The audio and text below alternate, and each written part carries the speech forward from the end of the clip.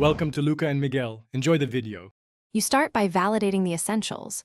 Open Google Search Console and confirm your site property and ownership so you can act. Next, scan robots. TXT and page-level noindex tags. These block crawling, so remove accidental directives.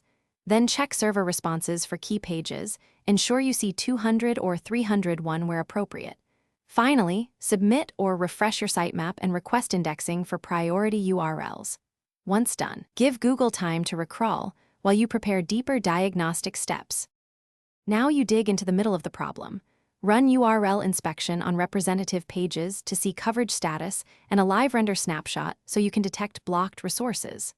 While you do that, audit crawl budget by identifying unnecessary redirects, duplicate content, and large slow-loading assets that waste crawl cycles.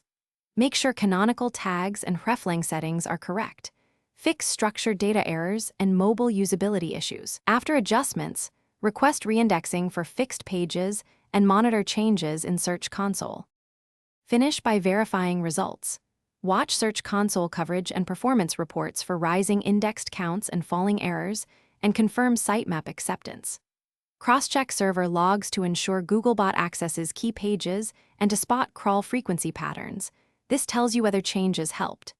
If indexing still fails, isolate a single representative page, simplify it to minimal content and clean headers, then request indexing repeatedly. This isolates external factors.